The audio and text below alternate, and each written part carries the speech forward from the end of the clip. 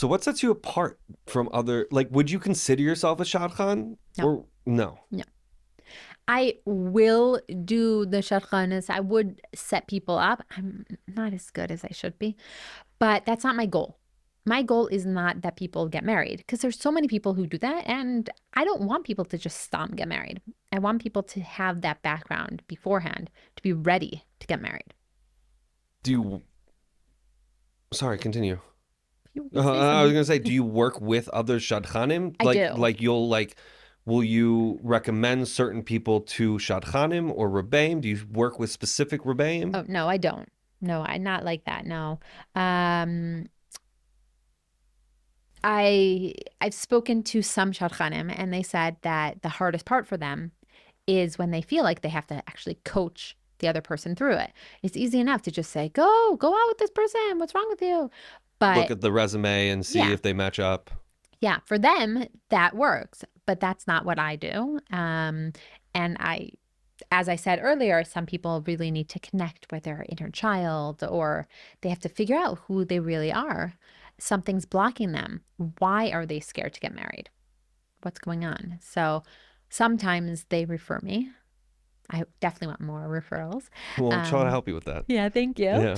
Um, but yeah, because I think that we work well together. Once I feel like one of my clients is ready to get married, then I can suggest specific shadchanim. But I'm not. My issue is that I'm not going to suggest that that person starts dating until I feel like they're ready. Mm. But they have been dating for a long time and they meet all these people. But I personally don't feel like I can set them up until I know that they're ready enough. And the truth is, you can't really be ready. My husband and I, Johnny and I keep saying like, I'm still not ready to get married, but you have to be ready enough. You have to be confident enough with who you are. And it's not 100% to be 100% confident. That's not a thing. But to know where you're going, what your goal is. What your goals are, but also like I have to imagine like what your boundaries are. Yes. Like people talk about red flags and stuff like that, which like I understand, but I think bound boundaries are hard because you do want the person that you like to like you as well. And there's like this kind of, I think this goes back to that yes, like the just saying yes all the time is you do want the person to like you, so maybe you'll bend a boundary that you wouldn't normally in your life because you want this person to like you. Right. That's when you need to know your values. If you feel strongly about certain things, no matter how much you like that person, if you don't think that they'll actually be religious or let's say watching TV, if that's a thing for you that you do not want your kids watching TV and you don't want a TV in your house, but this guy's amazing, all of a sudden you might say, oh, well, it's not so bad. But you need to know how important it is for you. If you choose, sometimes you might say, okay, it's important, but it's not like so important. I'll deal with it later because it's not. But there's certain things that you really need to know. I will not marry somebody if they have a TV in their home Have you or ever like smoking specifically. I always talk about I've been smoking. tobaccoless for 2 months now. Shkoyach. Thank you. High five. Thank you. Um, Just putting it out there yeah.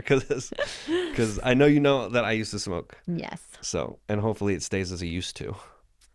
Yeah. I mean, so there was this one guy I used to be friendly with that told me, okay, he's dating somebody, and when he gets married, then he'll actually stop smoking. But he's not ready to officially give it up until they're engaged.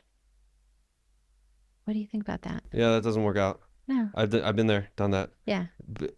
Quitting, stopping anything, I think for somebody is not a healthy thing. Mm-hmm. Um, I did stop smoking because somebody that I met, their opinion mattered to me enough that I was like, all right, let me ride this wave. But it also came with an acceptance that the person may not be in my life for me to share it with them. Mm-hmm. And I think that was the biggest change when it came to actually making the decision to try and stop again, because it was not stopping based on condition of this person being with me. Mm-hmm.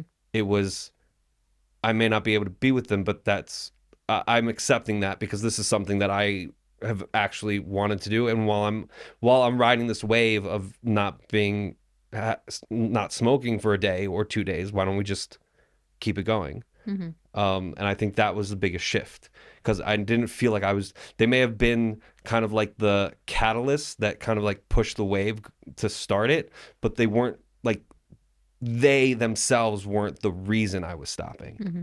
And I think there's a difference.